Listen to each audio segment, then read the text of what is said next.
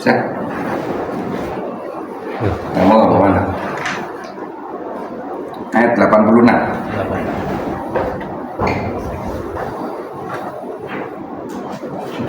Keengganan orang munafik untuk berjihad dan pahala orang yang berjihad. Dan apabila diturunkan suatu surat yang memerintahkan kepada orang-orang munafik itu, berimanlah kalian kepada Allah dan berjihadlah beserta Rasulnya. Niscaya orang-orang yang kaya dan berpengaruh di antara mereka meminta izin kepadamu untuk tidak berjihad, dan mereka berkata, biarkanlah kami berada bersama orang-orang yang duduk tidak ikut berperang. Gimana Pak Manto? Apa itu? Tentang apa ini? Ya? Orang-orang munafik. Kenapa orang-orang munafik di ayat ini? Kenapa? Jangan berperang, bos. Hah? Tidak mau berperang. Nah, itu tidak mau berperang. Tidak mau berperang. Ya. Kisah ini melanjutkan kisah yang sebelumnya. Konteksnya terkait dengan perang Tabuk. Ingat Pak Manto, perang Tabuk itu Pak? Perang yang apa? Ini ini apa perang Tabuk? Ini kan masih rangkaian perang Tabuk mulai dari ayat 20 sekian itu, ya kan? Apa ini ingat? Kondak. Kondak Farid dengan gampang gitu kan. Perang Tabuk yaitu perang melawan Romawi, ya kan? Perang melawan kekuatan besar, gitu ya. Romawi itu kekuatan besar saat itu. Ini masih terkait dengan orang munafik. Coba begitu banyak ayat di dalam surat ini yang menjelaskan terkait dengan orang-orang munafik, ya. Lebih detail sebuah ayat, lebih banyak ayat, berarti lebih bahaya dampaknya, ya kan? Makanya diinformasikan oleh Allah di banyak ayat, karena waspada kemunafikan ini nerakanya paling bawah, ya kan? Di luar juga tidak kelihatan, ya kan? Sulit. Nah, itu ya, mendeteksinya sulit dan dampaknya juga luar biasa. Paling tidak informasi tentang orang-orang munafik untuk kita, supaya kita tidak sampai jadi orang munafik, ya. Ini masih terkait dengan orang munafik itu. Dan apabila diturunkan suatu surat yang memerintahkan kepada orang-orang munafik itu, nah ini mungkin surat ini kumpulan dari ayat-ayat ini, mulai dari ayat 40 20 sampai 90 80 sekian ini terkait dengan orang-orang munafik ini. Bila turun surat yang mengisahkan tentang orang munafik, berimanlah kamu kepada Allah dan berjihadlah kamu beserta Rasulnya. Iman kepada Allah dan jihad. Iman kita tahu, berimanlah kepada Allah artinya apapun yang diturunkan oleh Allah pasti baik untuk kita. Ini iman. Itu pahami dan lakukan, walaupun di sekitar kita itu menjadikan kita untuk was-was, untuk ragu-ragu, bener enggak saya ini, ya kok lainnya kok melanggar. Nah itu kan, ini makanya banyak, entah semuanya kok pada melanggar, semuanya kok tidak taat aturan, gimana ini? Saya ini sebenarnya salah apa benar? Itu ya, makanya itu berimanlah kepada Allah. Ini artinya yakin dan merasa amanlah bahwa dengan menjalankan itu kita selamat dunia dan akhirat, walaupun di sekitar kita tidak mendukung atau menjadikan kita was-was, ragu-ragu. Oleh karena itu keimanan di sini pasti didukung dengan pengetahuan kita terkait dengan Al-Quran dan Sunnah lagi. Ya, ini yang penting.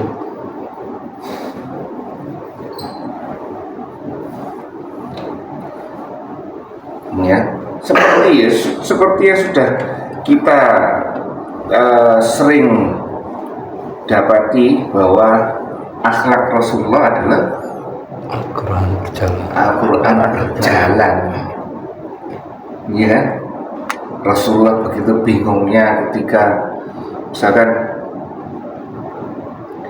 ada perintah menikahi mantan mantu. Ingat nggak waktu itu?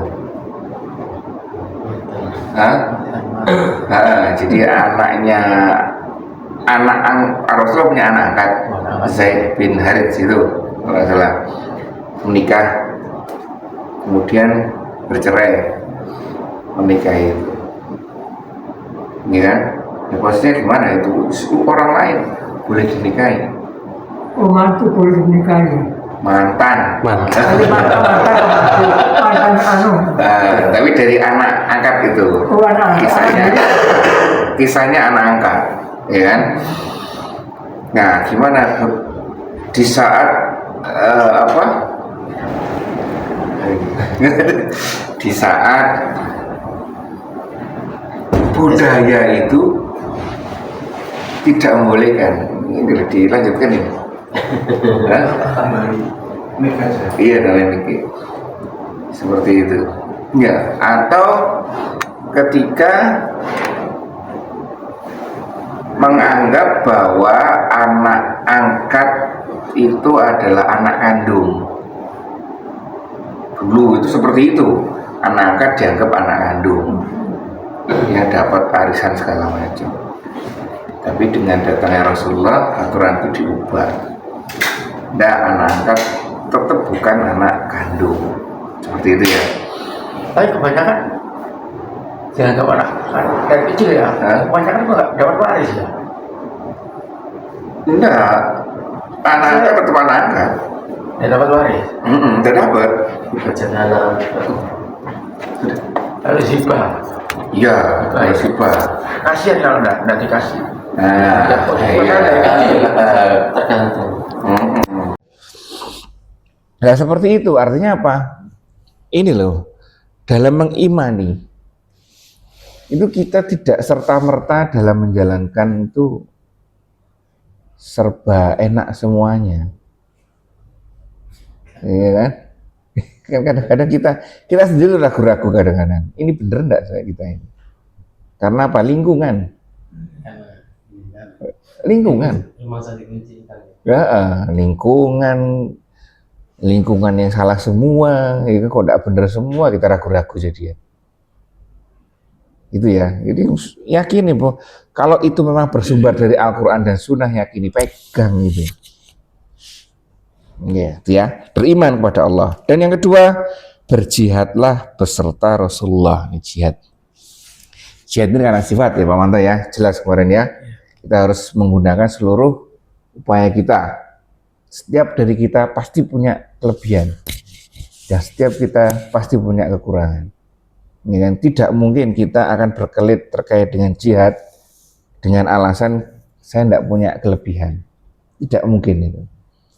Ya kan? Oleh karena itu sebenarnya tidak ada alasan tidak berjihad ini. Ya, misalkan menyampaikan ini ya, ayat ini, apakah seseorang yang disebut kiai ustadz itukah yang harus menyampaikan? Enggak sebenarnya. Semuanya setiap kepala dari kita ini terbebani dengan perintah berdakwah itu tadi, menyampaikan ini. Tapi harus ada ilmu, Bos. Lah, makanya cari ilmunya sampai Allah mengiming-imingi seperti yang suka disampaikan oleh Pak Ji, sampaikan walau hanya satu ayat, sampai menyampaikan seperti itu, kan iming-iming kan?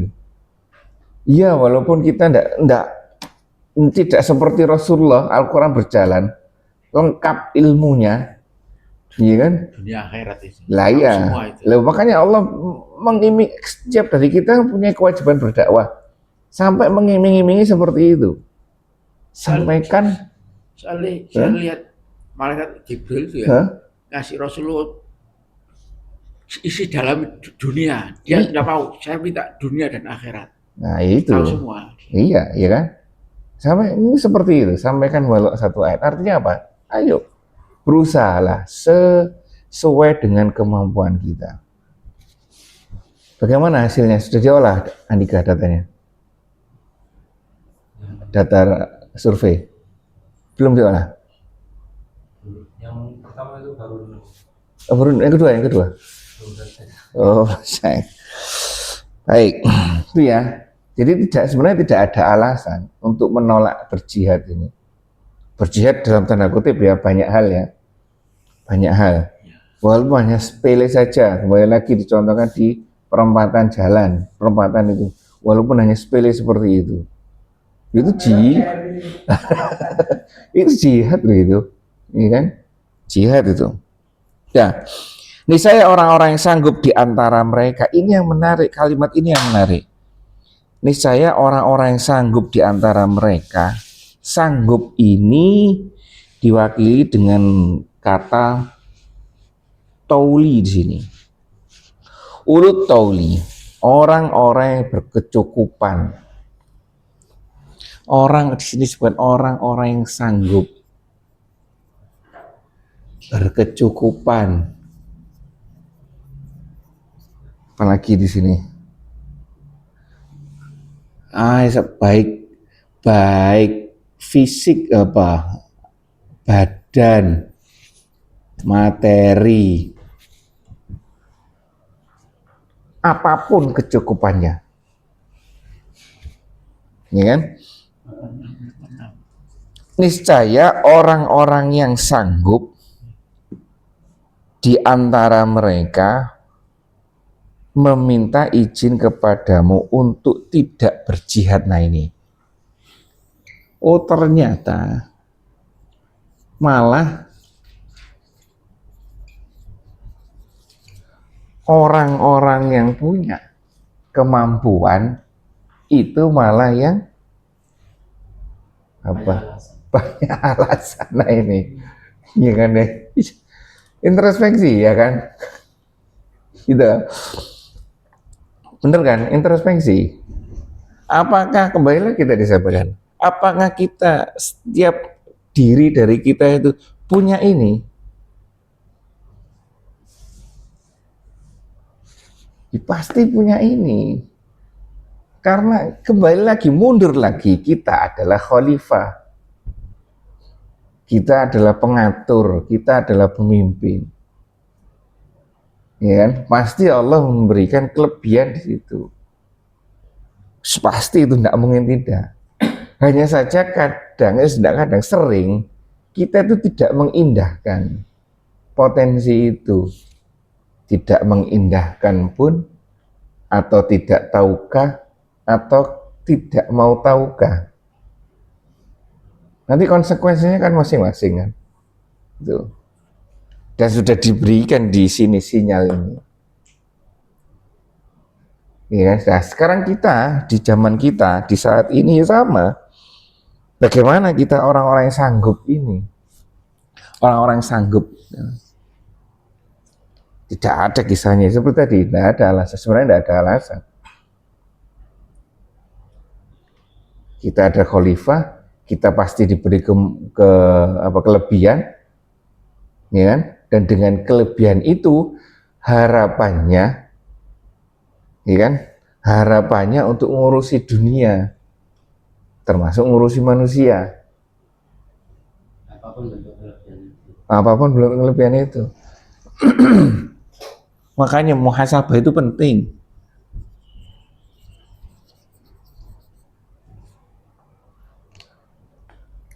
Iya. Sudah muhasabah Pak Manto? Hah? Muhasabah.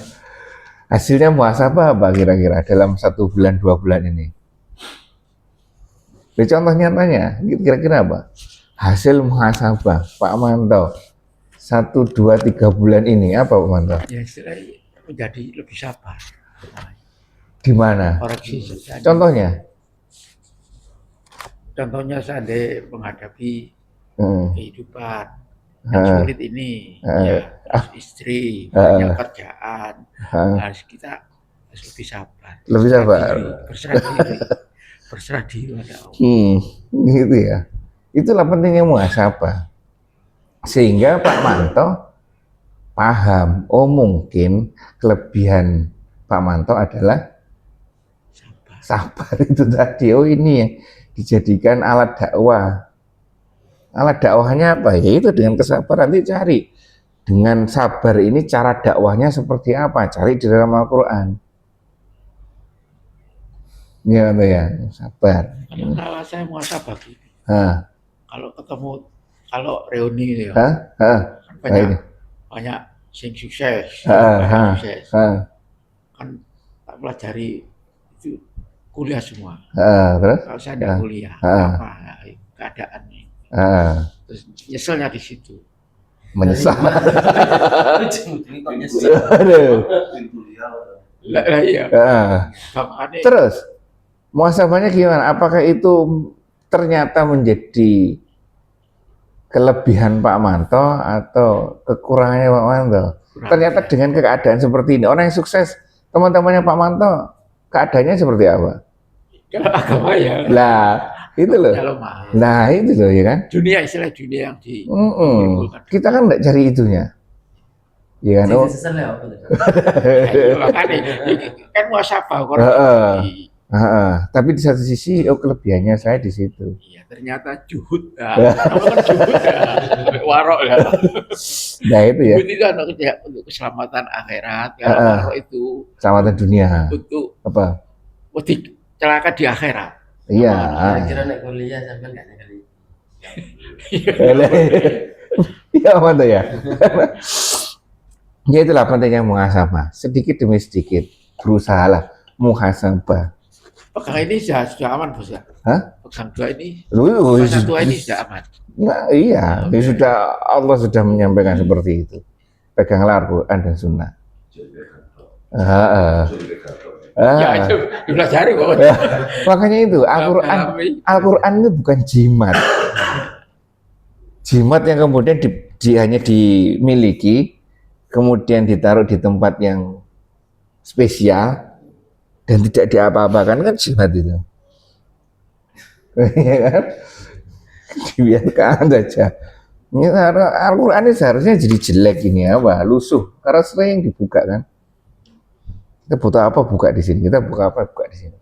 Ya, jadi di sini ini mungkin akhir-akhir ayat ya terkait dengan orang munafik ini.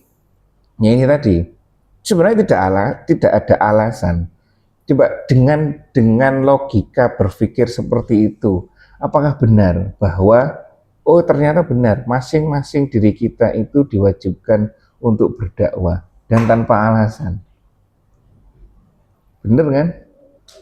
Dan apakah itu Allah mendolimi kita? Enggak. Dan apakah Allah tidak memberi bekal terhadap kita? Enggak. Semua itu ada bekalnya. Ya, kembali lagi, kita mau tahu, kita tidak tahu, mau tahu atau tidak mau tahu. Ya, cari itu potensinya itu.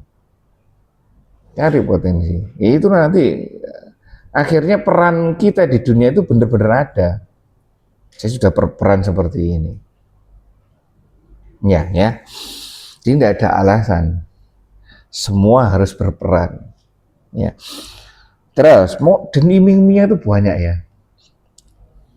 Nah, jangan sampai jadi orang yang sanggup dan tidak mau berperang seperti ini.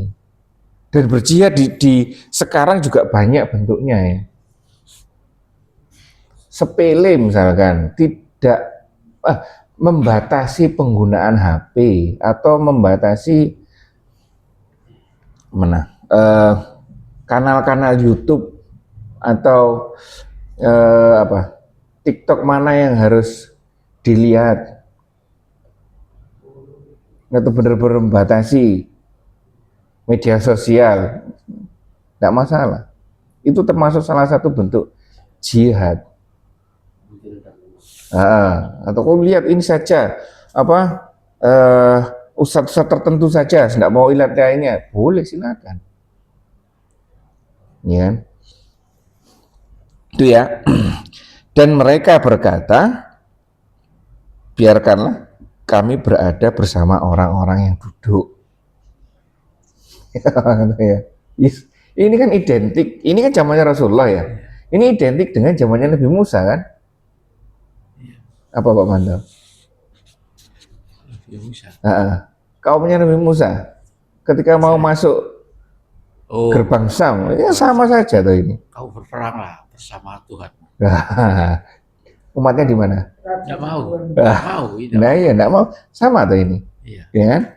Jadi sudah kamu aja yang berjihad, kami duduk-duduk bersama orang yang duduk. Ya, seperti itu ya. Baik, sampai sini. Ada yang ditanyakan Pak Manta? Ya. Ini penting sekali muhasabah itu. Muhasabah itu akhirnya kita tahu satu siapa kita. Ya kan? Apa kelebihan kita, apa kekurangan kita. Minimal itu. Siapa kita itu artinya kita ini sudah diberi bekal oleh Allah apa sih? Sehingga nanti ternyata kita perannya di sini. Dengan modal ini yang sudah diberikan oleh Allah, saya perannya di sini. Gitu Pak Manto ya. Seperti itu. Baik, kita lanjutkan. Mereka ridho berada bersama orang-orang yang tidak pergi berperang. Dan hati mereka telah dikunci mati, maka mereka tidak memahami kemaslahatan mereka. Ini ya, rela, ridho, rodu ya, ridho ini diawali dengan ridho. Mereka ridho, artinya dengan sadar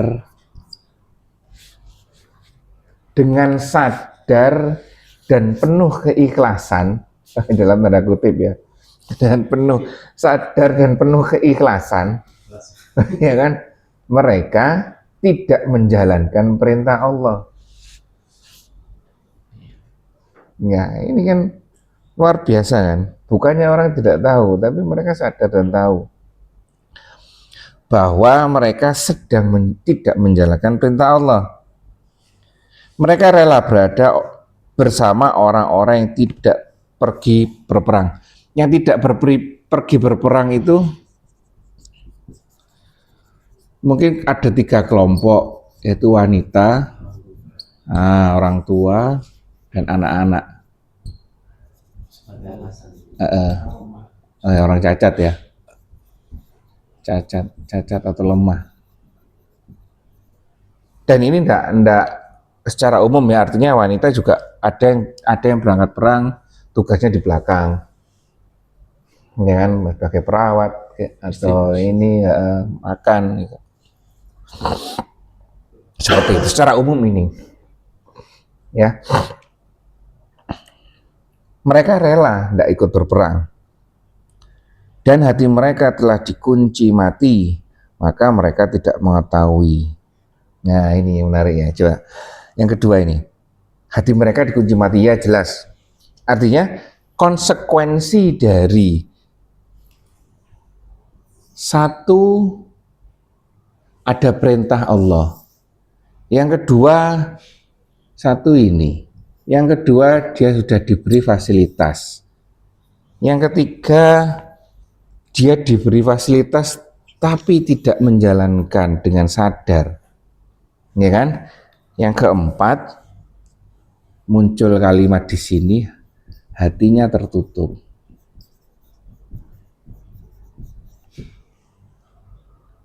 Rangkaiannya kan sederhana sebenarnya. 1, 2, 3 ini. Dan ini bisa terjadi di banyak kasus. Kita tahu aturannya, atau sudah ada aturannya, ya kan? Kita sudah diberi kemampuan untuk mengakses aturan ini. Ya, mana ya? Kemudian kita tidak menjalankannya, tidak mau tahu aturan, tidak berusaha tahu aturan, tidak mau belajar aturan, akhirnya konsekuensinya ini. Kalau masih mengakui mungkin nggak masuk hati yang. Hah? Kalau masih mengakui Nah, hati. target silakan ditarget. Kita tahu bahwa targetnya adalah seperti Rasulullah misalnya, Al-Quran berjalan targetnya. Udah apa-apa tuh jadikan target. Lah memang kita diperintahkan untuk copy paste di situ. Iya kan? Ambil apa yang dilakukan Rasulullah, usahakan jalannya. Masalah itu nanti tidak terlaksana atau sedang berproses, itu lain lagi. Yang jelas tidak seperti ini, tidak dengan ridho, ya kan? Dengan sadar dan ikhlas tidak menjalankan. Konsekuensinya ini, kalau sudah ini repot. Seperti ayat yang disukai Pak Manto. Nah itu sudah tertutup semuanya. Kalau sudah tertutup semuanya, mau siapapun yang akan memberikan ini dan fasilitas apapun yang sudah diberikan oleh Allah, ya tidak ada gunanya. Ustaz Haji Hidayat kan menyampaikan Allah sudah memberikan Al-Quran, tidak dibaca. Allah sudah memberikan Rasulullah, tidak dicontoh. Allah sudah memberikan musibah, tidak mau ingat. Terus mau dengan cara apa lagi Allah mengingatkan manusia? Mau dikiamatkan bis.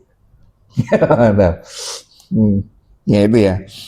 Nah kalau sudah seperti ini repot, hatinya sudah dikunci mati, maka mereka tidak mengerti. Dan kalau sudah seperti ini sih sudah tidak tahu nanti kelimanya, mau itu kebahagiaan dunia dan akhirat, tidak tahu benar salahnya, sudah tidak tahu. Mereka tidak mengetahui kebahagiaan beriman dan berjihad. Tidak tahu hal-hal yang gaib di sini, tidak tahu. Akhirnya semuanya dinilai dengan materi.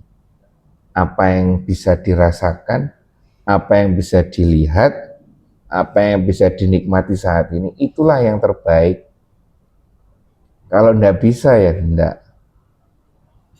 Iya, Mantu ya. Itu. Ini adalah konsep yang sederhana sebenarnya.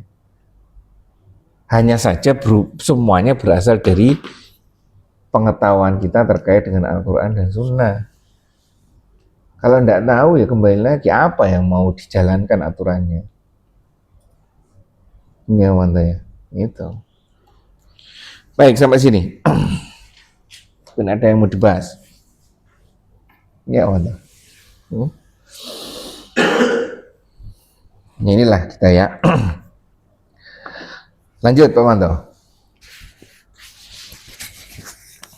Tetapi Rasul dan orang-orang yang beriman bersamanya, mereka berjihad dengan harta dan diri mereka, dan mereka itulah orang-orang yang memperoleh kebaikan-kebaikan, dan mereka itulah pula orang-orang yang beruntung. Kan sampaikan di sini ada golongan lain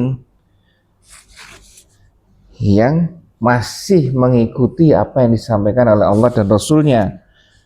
Rasul dan orang-orang yang beriman bersama dia, bersama Rasulullah, mereka berjihad dengan harta dan diri mereka.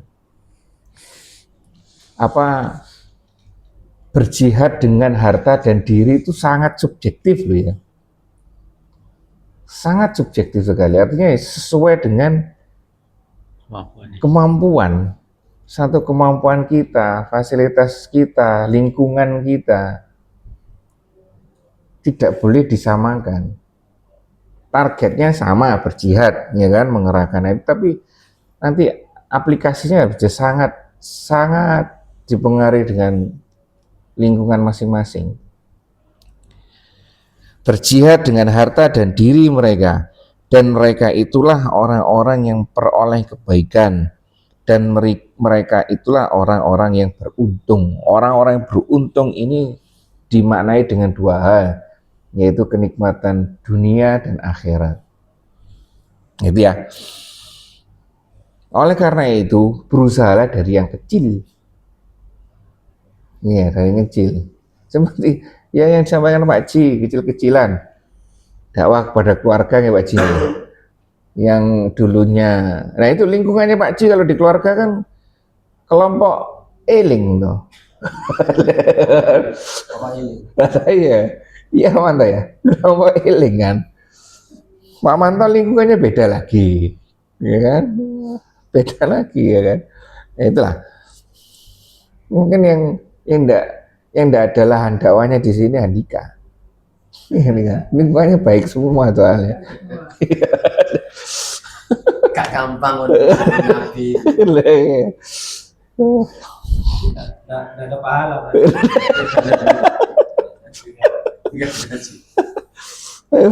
Sama temen. Berdia dewi deh. Itulah. Memperdalam ilmu. Ya. Baik, jadi kita berusaha ya, harus berusaha, harus berjihad itu tadi ya. Nah, ada yang tanya kan? Mas Komar mau tanya? Itu jihad yang kontekstualisasinya sama Hah? zamannya Rasulullah sama sekarang itu Jihad, jihad itu ada dua. Kalau kita maknanya ada dua. hawa nafsu juga termasuk, Iya, bener, bangun peradaban bener. juga sama dakwah itu juga Ha-ha. termasuk. Jihad itu menggunakan seluruh kemampuan kita untuk melakukan kebaikan. Bukan yang kayak zamannya Rasulullah berperang itu. Nah, puncaknya perang. Hmm. Puncak aktivitas jihad itu perang, puncaknya. Yang terbawah apa? Sangat sesuaikan dengan lingkungan. Dan peran. Misalkan tadi loh, membatasi penggunaan HP itu loh. Termasuk itu, ya kan? Bagaimana luar biasanya godaan HP ini kan? Kita tujuannya satu, misalkan ke Gus Bahak, ya kan? Itu ada ini sponsor. Nah, itu termasuk jihad juga itu Romanto ya. Iya, ya itulah. Jadi semua fasilitas, semua yang ada bisa digunakan untuk berjihad. Ya. Baik kita lanjutkan. Monggo Pak Manto. Allah telah menyediakan bagi mereka surga-surga yang mengalir di bawahnya, Hmm. sehingga mereka kekal di dalamnya. Hmm. Itulah kemenangan yang besar. Pada hari Sudah. Ya. Dan Allah tidak menyediakan bagi mereka, maksudnya Allah akan menyediakan bagi orang-orang yang berjihad tadi, surga yang mengalir di bawahnya sungai-sungai, mereka kekal di dalamnya. Itulah kemenangan yang besar. Itu target kita, ya kan?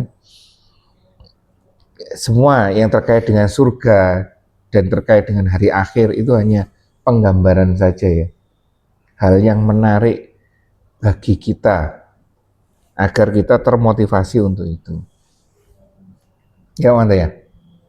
Seperti itu ya. Bagi karena latar belakang Al-Qur'an diturunkan di tanah yang gersang, yang sangat menarik adalah ini sungai yang mengalir di bawahnya. Itu ya. Kalau Quran turunnya di sini mungkin beda lagi ya. Sungai udah banyak di sini. Ya kan? Beda lagi ya kan konteksnya. Jadi itu memberi motivasi. Setelah Allah memberikan sesuatu perintah pasti akan dimotivasi. Ya. Baik, lanjut teman-teman. dan datang kepada Nabi orang-orang yang mengemukakan usul alasan dari kalangan orang-orang Arab agar diberi izin bagi mereka untuk tidak pergi berjihad, sedang orang-orang yang mendustakan Allah dan Rasulnya duduk berdiam diri saja. Kalau orang-orang yang kafir di antara mereka itu akan ditimpa azab yang pedih. Ini kan, ini luar biasa ini. Dan datang kepada Nabi orang-orang yang mengemukakan uzurnya, menyampaikan uzurnya, yaitu orang-orang Arab Badui agar mereka diberi izin untuk tidak berjihad. Saya tidak bisa ini golongan orang lain ya, kelompok Arab Badui, Arab pedesaan. Saya tidak bisa ikut ya Rasulullah karena ini. Tapi yang menarik adalah orang-orang yang ada di sekitar, orang-orang kota, mungkin orang yang sekitar itu dompleng, ya kan? Dan orang-orang yang mendustakan Allah dan Rasulnya, orang-orang yang ini tadi ridho dengan tidak perang tadi, itu ikut berusaha dengan 1001 cara untuk tidak menjalankan perintah Allah. Ada orang ini ikut, ya kan? Nah itu artinya kalau di sini coba bisa dilihat, dia berusaha, itu tadi berusaha untuk menjadikan pendapatnya lah yang lebih benar daripada perintah Allah. Iya mana ya? Benar dah, ya kan? Dia berusaha mencari, mau itu, loh orang-orang loh menjalankannya, akhirnya ikut. Orang ini loh tidak dikembalikan kepada aturannya, bagaimana Al-Quran dan Sunnahnya, tapi berusaha mengikuti orang-orang ini loh, orang-orang ini loh. Mungkin ada memang sama Rasulullah diizinkan memang nggak ikut. Ini, Orang-orang yang lain dengan alasan nah itu, ya itu ya. Dan ada, makanya itu orang-orang munafik itu ya seperti ini salah satu contohnya, ya kan? Makanya waspada ketika kita dengan aturan Allah itu, makin ini sangat subjektif sekali ya. Ini benar-benar perjuangan jihad di hati. Ketika kita tidak menjalankan itu, kita mencari pembenaran, kita tidak menjalankan, kita terus berusaha mencari pembenaran, atau kita benar-benar sedang berusaha tapi masih belum bisa target. Ini benar-benar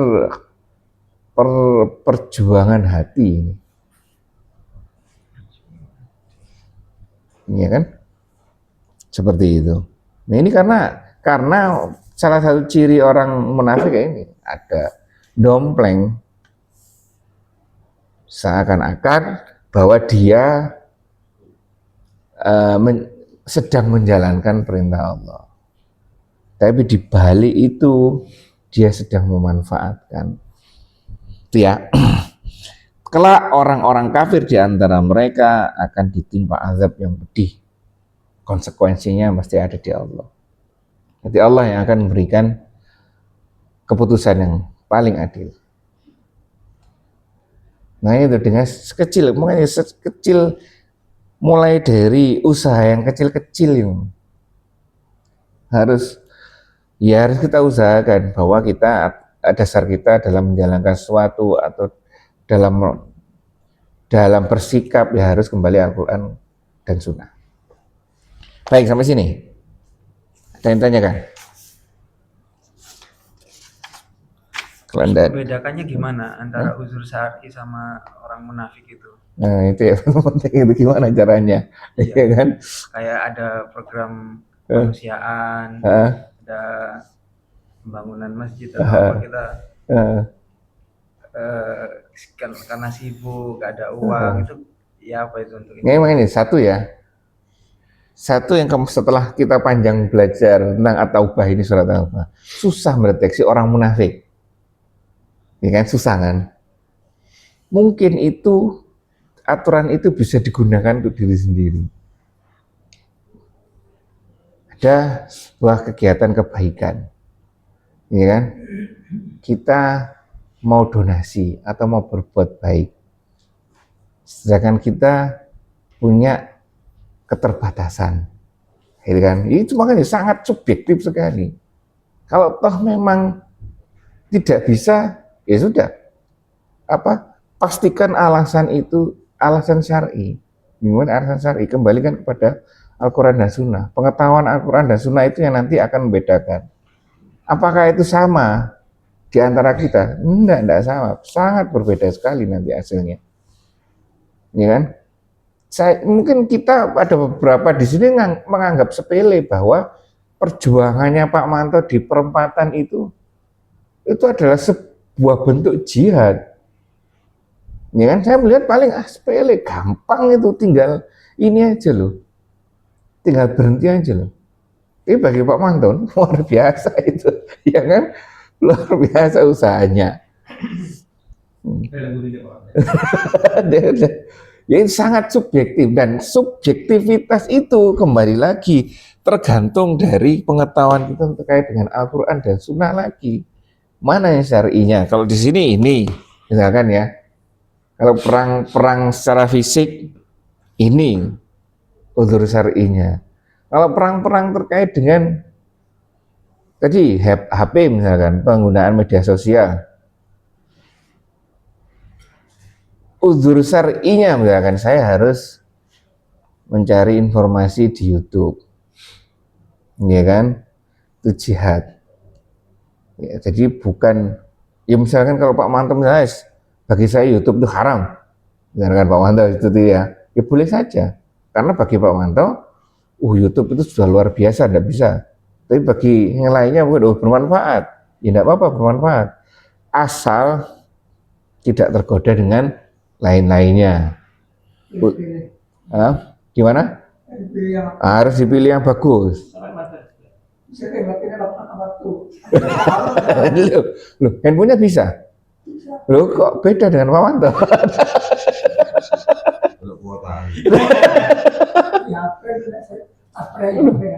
Pulsa dari mana? Dari anak-anak? Bukan. Dari siapa? Loh, Pak Manto. Pulsa anak-anaknya yang ditanggung Pak Manto. Itu ditanggung anak, bos. Lah ya. Nah, itu beda kehidupannya Pak Manto ya.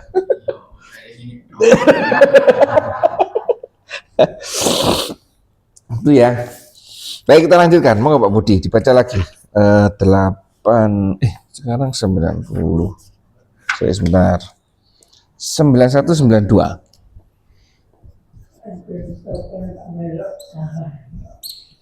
Mic-nya.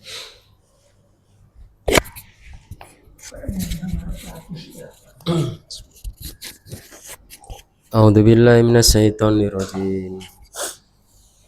ليس على الضعفاء ولا على المرضى ولا على الذين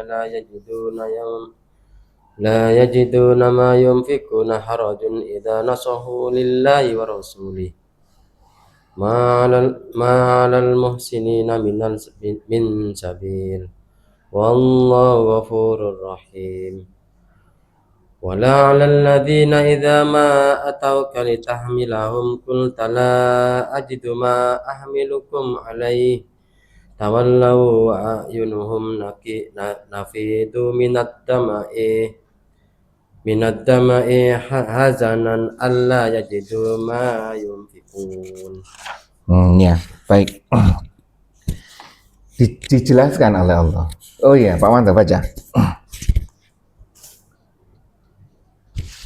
Tidak ada dosa, tidak pergi berjihad atas orang-orang yang lemah, orang-orang yang sakit, dan orang-orang yang tidak memperoleh apa yang akan mereka infakkan untuk berjihad. Apabila mereka berlaku tulus atas dasar menjalankan kewajiban kepada Allah dan Rasul-Nya. Tidak ada jalan sedikit pun untuk menyalahkan orang-orang yang berbuat baik dan Allah Maha Pengampun lagi Maha Penyayang. Diperdetail di sini, ya kan? Ada poin yang memang membolehkan untuk tidak ikut berjihad itu ada, diperbolehkan. Ya bisa gitu. Nah ya, cuman ada kriteria-kriterianya. Tidak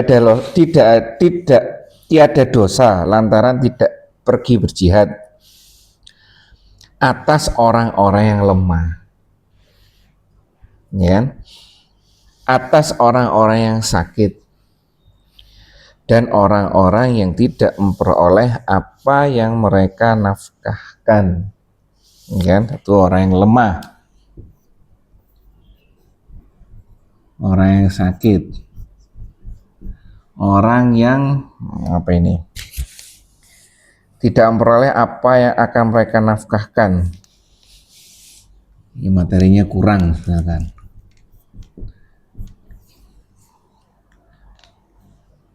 Apabila ini diperbolehkan asal mereka itu berlaku ikhlas kepada Allah dan Rasul-Nya. Ikhlas, ya kan? Kembali lagi kan, dia tahu bahwa ada aturan untuk berjihad, dia tahu ada, kalau secara umum dia tahu bahwa ada aturan untuk menjalankan ini, ya kan? Tetapi karena keterbatasan ini, dia tahu bahwa ada aturan-aturan yang membolehkan dia untuk tidak ikut berjihad sesuai dengan alasan syar'inya tadi, sesuai dengan aturan yang sudah ditentukan. Maka seperti ini diperbolehkan, tidak masalah. Makanya sangat subjektif sekali di sini terkait dengan ketidakikutsertaan kita atau tidak ikutnya kita dalam prosesi jihad, ya seperti itu. Tidak seperti yang sebelumnya tadi ini, mereka ridho untuk tidak menjalankan aturan. Hasilnya apa? Hasilnya sama-sama tidak ikut berjihad. Rela tidak berjihad. Iya kan? Hasilnya sama, tidak ikut berjihad. Tapi di sini mencari jalan agar tidak ikut berjihad. Di sini tetap berusaha jadi berjihad, tapi dibatasi aturan. Dia tidak ikut berjihad. Ya, paham mantap, ya kan? Dan konteks jihad ini sangat masing-masing. Ada apa?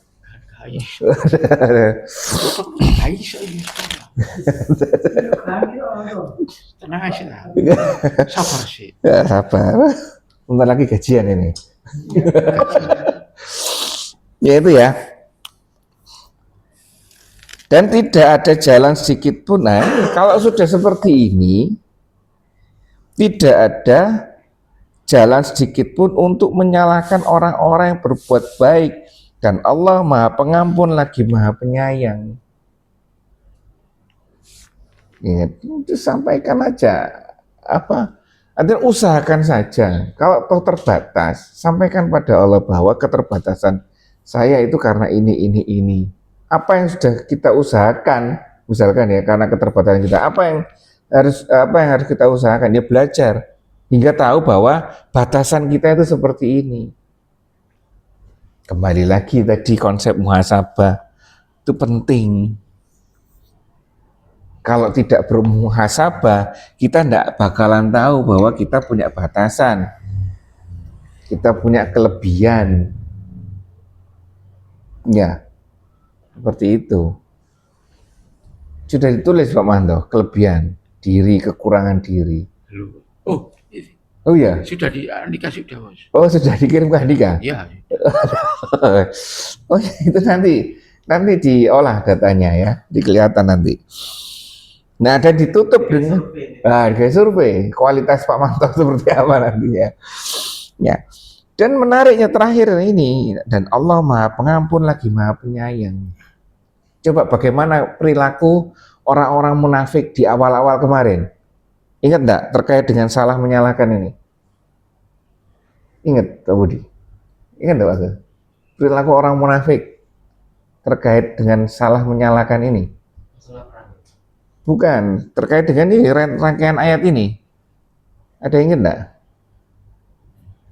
Perilaku orang munafik, kalau ada orang beriman sedekah sedikit dikomentari, sedekah banyak dikomentari, tidak sedekah karena udzur dikomentari.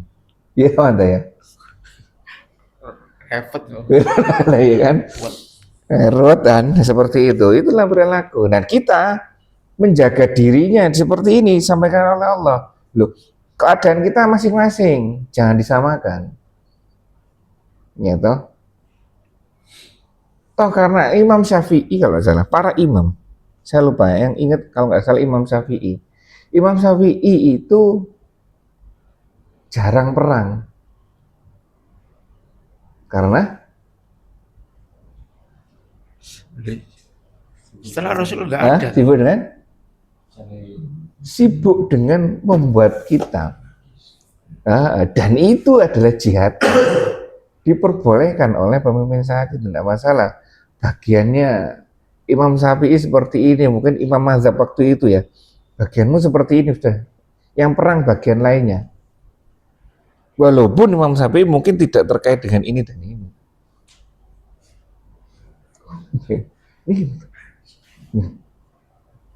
Itu ada.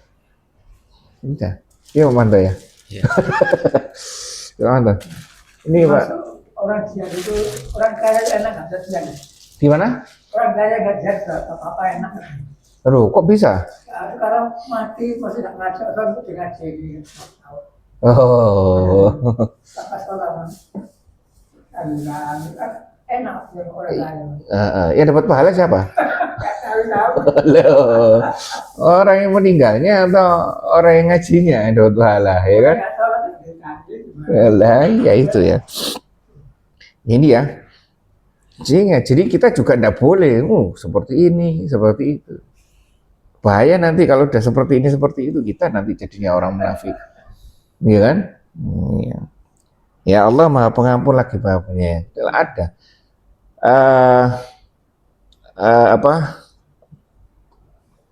Aturan tidak berjihad itu ada. Dan itu diperbolehkan. Seperti itu ya. Baik. Hanya saja kita harus tahu bahwa kita posisi jihad kita itu di mana. Ini yang harus ini ya. Posisi jihad kita itu di mana. Ya. Agar nanti kita ketika ditanya apakah sudah berjihad, jawaban kita sudah. Ya. Baik. Lanjut Pak Budi. Pak Manto. Dan tidak ada pula dosa atas orang-orang yang apabila mereka datang kepadamu supaya kamu memberi mereka kendaraan, lalu kamu berkata, aku tidak memperoleh kendaraan untuk membawa kalian. Lalu mereka kembali, sedang mereka bercucuran air mata karena kesedihan, karena mereka tidak memperoleh apa yang akan mereka infakkan untuk berjihad. Apa Pak Manto ini? Maksudnya orang yang ikut berjihad tapi tidak punya kendaraan, jadi menyesal deh, gak ikut masuk surga. Ya itulah prinsipnya. Dan tidak pula dosa atas orang-orang yang apabila mereka datang kepadamu supaya kamu memberi mereka kendaraan. Nah ini jihadnya juga ini. Berusaha mencari hal yang sehingga dia bisa menjalankan aturan saat itu. Aturan saat itu mungkin perang Tabuk ini ya. Adalah perintah untuk berjihad.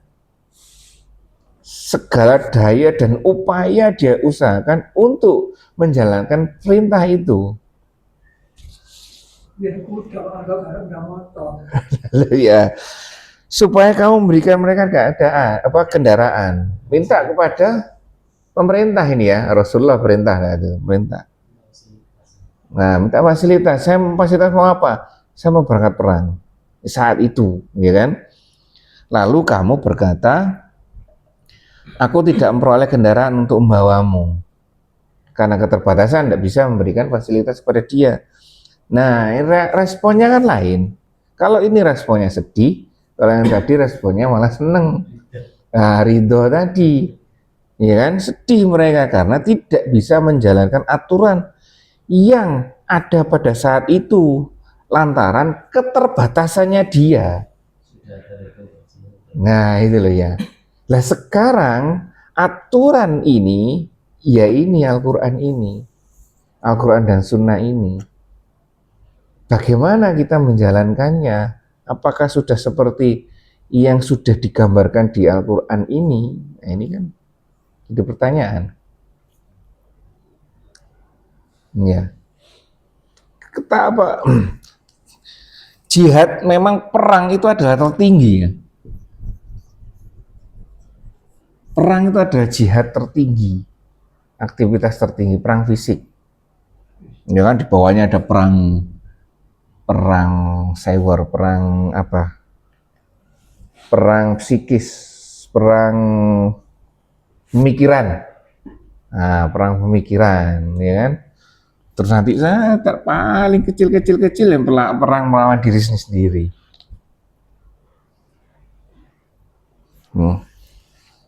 Sampai terbawah ini.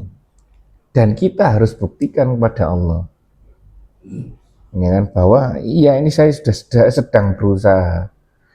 Seperti kasus ini yang terakhir, ya sama-sama dia tidak menjalankannya, endingnya sama, tidak berangkat perang endingnya. Tapi usahanya kan lain. Nah, oleh karena itu tidak bisa dinilai, kita tidak bisa menilai apa endingnya. Oh, ternyata nama Pak Manto tidak ada di listnya apa untuk pembangunan masjid, donatur. Nggak ada. Mas, Pak Manto gimana? Ngaji sudah berapa lama kok nggak ada? Nah, ini kan. Fasilitasnya nggak ada, Bos. Itu kan. Oh, jangan.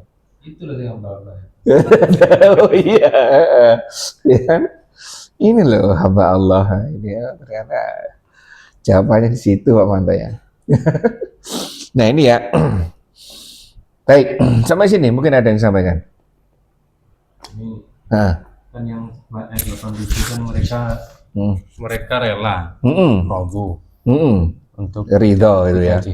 Yang ayat 91 mereka yang tidak berjihad ini kan juga ikhlas nasahu. Nah, ini bedanya apa dari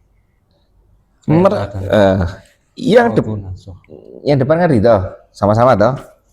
Yang kedua yang depan kan jelas dia ridho atas apa? Itu dia ridho itu kalau di depan itu sadar ada aturan tetapi berusaha untuk tidak menjalankan, sadar atas ada aturan. Terus yang di sini yang ayat 91 di mana dia?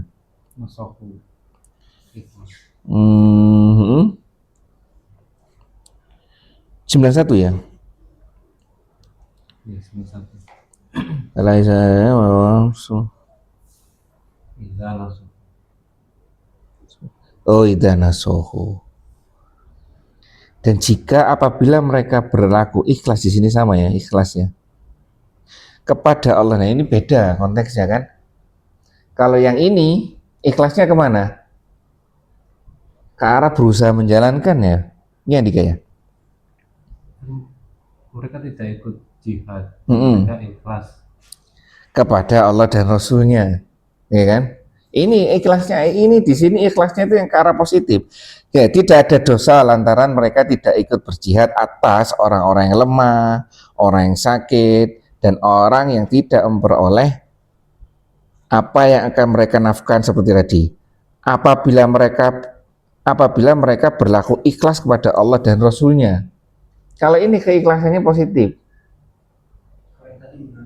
Kalau yang tadi itu bagaimana caranya agar tidak menjalankan? Tanpa alasan dia. Ini Sesuai aturannya. ada kendaraan. Karena keterbatasan tadi, nggak punya kendaraan, nggak ini. Tapi dia sudah berusaha. Kayak yang tadi, itu tadi. Ini punya yang kedua yang tadi ayat 87 itu. Dia punya fasilitas semuanya. Hanya saja dia menggunakan berbagai macam cara agar tidak Sebagai pemimpin semua mencarikan solusi. Pemimpin sponsor apa? Solusinya. lah, ya enggak apa-apa. Ya, misalkan Konsekuensinya anak buahnya nggak ada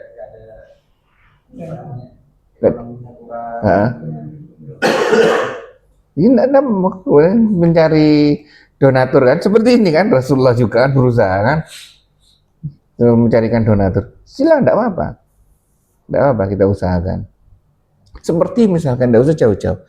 Kita sebagai kepala keluarga kan gampangannya seperti itu.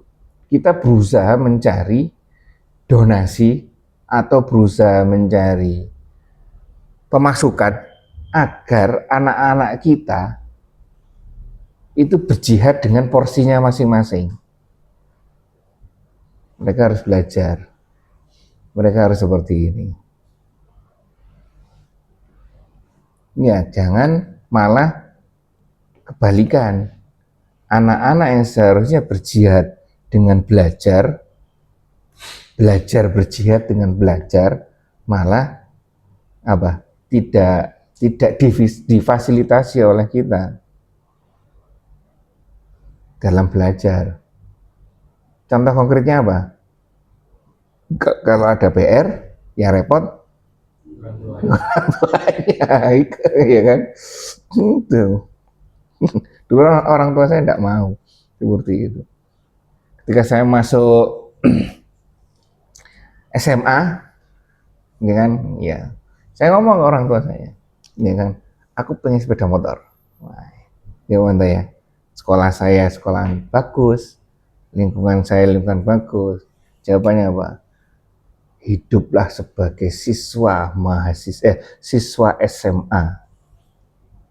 Punyamu apa? Sepeda pancal. Itu pakai sepeda pancal. Lu mancal. Iya. Dari 5 sini. Iya, mancal loh Anda. Enggak ada itu. Sama-sama sekali. Mancal ya. Itulah seperti hiduplah seperti siswa. Seperti itu. Itu contoh kecilnya, bagaimana kita misalkan menerapkan hal ini. Berikan fasilitas, ya fasilitas semampu kita, dan berilah fasilitas anak agar dia berusaha, belajar, berjihad. Jihad kan seperti itu kan, sepele-sepele kan jihad. Misalkan, kalau kamu tidak mengerjakan tugas, ya tanggung jawab resikonya ada di kamu. Bukan dengan orang tuanya yang menanggung resiko, enggak. Yang Pak Manto misalkan, enggak mau bangun pagi, terlambat ya, resikomu. Kalau dunia dan seisinya. Iya, seperti itu ya Pak Manto ya. Pernah terlambat sekolah gitu, seperti itu. Itulah contoh-contoh kecil apa yang diusahakan. Jadi yang depan tadi ayat 87 tadi berusaha untuk tidak menjalankan. Kalau ini sudah berusaha menjalankan. Ya, baik sampai sini. Ada yang tanyakan lagi? Ayo.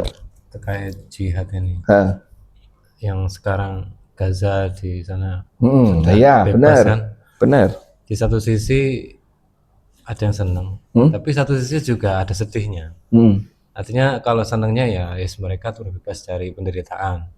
Tapi satu sisi sedihnya ya buat kita ini udah hilang kesempatan untuk berbuat baik. Nah, coba sekarang kalimat yang terakhir yang menarik.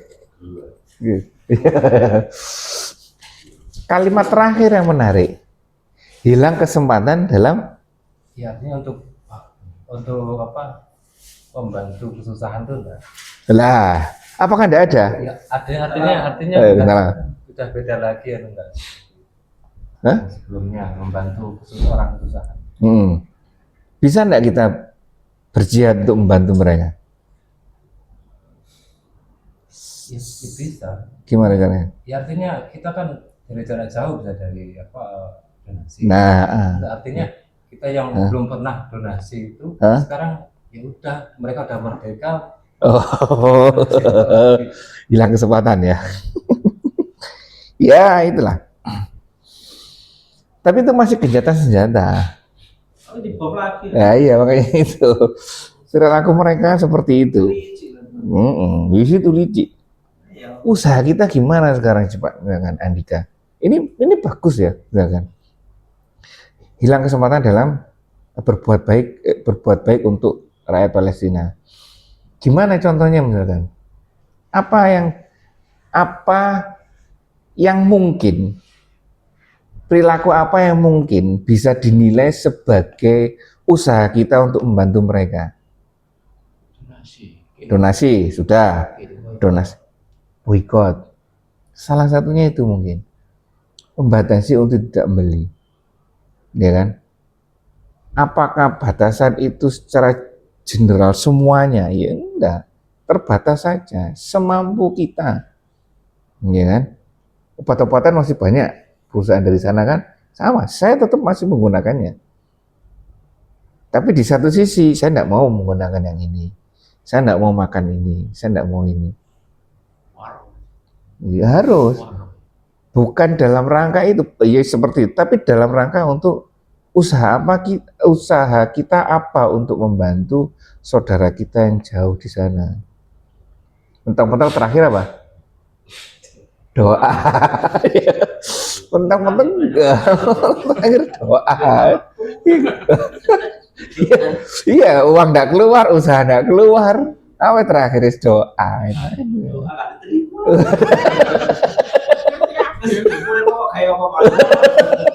Iya, tak kayak Al-Quran. Ya itulah ya, usaha-usaha kita. Makanya itu sangat subjektif sekali.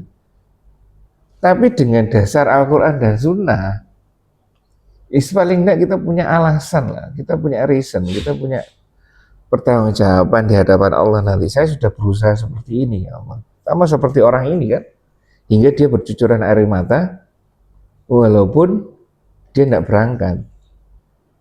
Yang satunya yang di ayat 87 itu dengan tersenyum, ya kan? Yang satunya ada dengan sedih ya, karena tidak bisa berangkat. Ya itulah, sepele. Coba usahakan. Ini yang kadang-kadang lepas dari apa yang kita perhatikan ada lingkungan sekitar kita ini. Maksudnya apa yang kita lakukan sehari-hari ini, ya kan? Kadang kita terlalu muluk-muluk untuk mencari contoh yang besar-besar, ya kan? Ya sekitar kita aja, ya kan? Kemarin waktu kajian ibu-ibu hari Sabtu nih, itu saya singgung kemarin lagi lampu merah itu tadi, ya kan? Alhamdulillah sekarang yang di pantai itu sekarang enggak ada lampu merahnya, sudah kuning-kuning katanya. Jadi sekarang kan tidak melanggar lagi toh. Oh iya, alhamdulillah. Ini Pak Zasana, ewan itu rangka. Setelah kendaraan, saya kan semua sama balik sedikit kalau kiri ke kampung. Jarak 3 rumah. Dari sini nggak bisa ke bawah sini nggak bisa. Masa buka sendiri. Berusaha ya apa? Gimana Pak Manto? Aneh itu nih. Ya itu salah tujuan. Ya. Kayak sama yang kayak nggak mau. Nah itu ya seperti kecil-kecil aja seperti itu. Kemarin ibu-ibu juga alhamdulillah sekarang di sana kuning-kuning ya, bener ya? Saya enggak pernah lewat sana lagi kuning-kuning ya. Sudah enggak aktif lagi itunya. Enggak tahu kalau siang. Ya nyala. Lengkap merah. Ya, lengkap. Sekarang kuning tak ini. Sepi masih ya. justru itu malah hati-hati. Kalau jalan semua apa? Tetap hati-hati. Ya makanya itu. Tapi itulah kemarin artinya walaupun ini yang menarik kan, walaupun toh hasilnya ibu-ibu kemarin tidak menjalankan apapun, ya kan, tidak menjalankan apapun kan, tapi mereka sudah berusaha untuk patuh terhadap itu, walaupun hasilnya tidak, oh ternyata kuning-kuning, alhamdulillah, ya kan, berarti tidak sampai menjalankan kan, sama seperti ketika umroh ini loh, umroh atau haji ini loh. Si ibu-ibu berusaha untuk mengendalikan haid segala macam ini. Saya sampaikan, Bu, alhamdulillah, ya kan, jenengan tidak melakukan apa-apa pun sudah dinilai sebagai umroh loh. Ngapain kita ngatur-ngatur ini? Iya kan? Hah? Bisa diatur.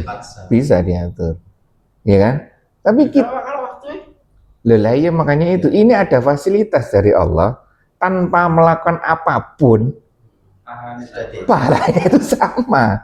Ngapain kita kok ruwet-ruwet ngaturin? Dan ini pasti akan berpengaruh terhadap diri kan, pakai obat segala macam. Benda jadi penyakit juga. Ya, itu loh. Ini kan tergantung dari pemahaman kita juga. Tetap saya sampaikan seperti itu, ngapain diatur, sudahlah seperti ini, ya kan? Udah ini, nah itu kembali lagi. Ya. Mau masakan. Kurang ilmu. Nah itu kan. Ya. Sering saya seperti itu, dapat seperti itu. Seandainya haidnya tanggal 1 sampai ini. Berangkat aja. Iya. 10 sampai. Iya, enggak apa-apa. Iya. Iya, makanya itu. Walaupun tidak menjalankan apapun, enggak apa-apa, ada. Kita sudah dapat pahala. Sudah berangkat di sana, ya.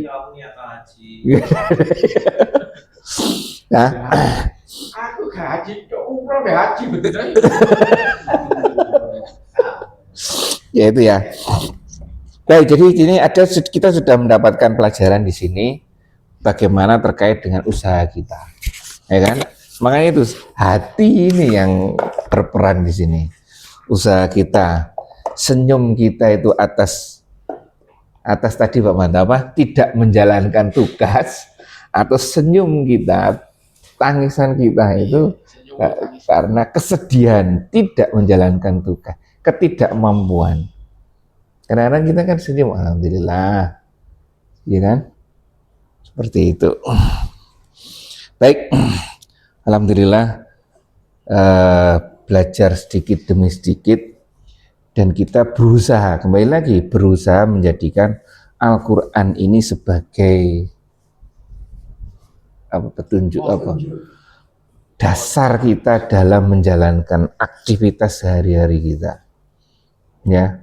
Baca ini manual book kita mau apa, ada di sini. Nanti keadaan sekitar kita kan sudah disetting oleh Allah, ya kan? Setting Allah. Nah, untuk menyikapi itu kita harus apa? Dengan ini, ya kan? Jangan sampai